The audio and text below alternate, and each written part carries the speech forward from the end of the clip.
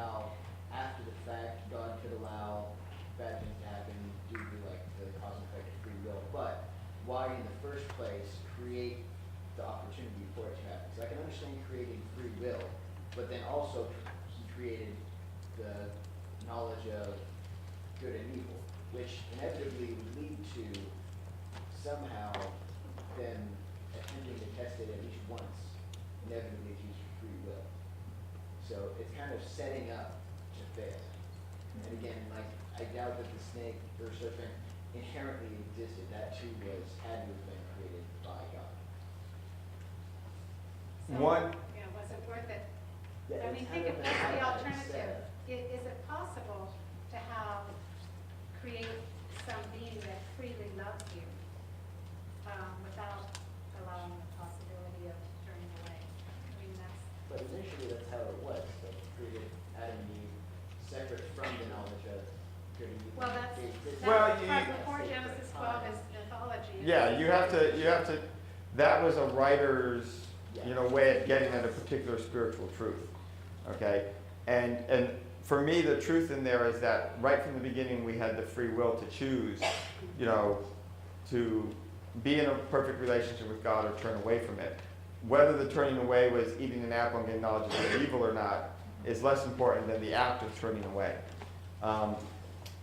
And for me, at various times, and I wish I could remember it clear or I don't, there was, in fact, in a course I took when I was in college on self and world religions, it was actually an Islamic mystic that we read that had, I felt, some very interesting, and I wish I could remember, insights into this fact that if you imagine an all-loving God that is going to have a relationship with God's creation, the only thing, as Carol was saying, that you can create is a creature with free will that can reflect back to you your love.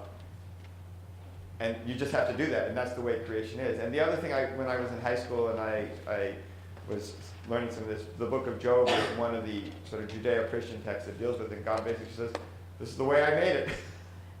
and now we're living in it, which is maybe not satisfying, but...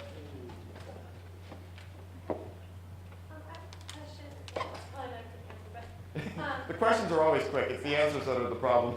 Yeah, when I was in junior high, we had to do this research paper on is the God of Islam the same as the God of Judaism, the same as the God of Christianity, and I wondered how you guys felt about that.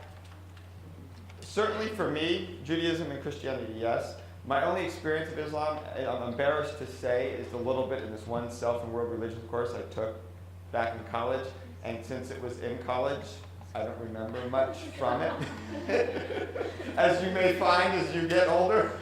I think most people would say at some level, yes, we are all dealing with trying to understand our relationship to the same reality, which is a God that loves the world and created it.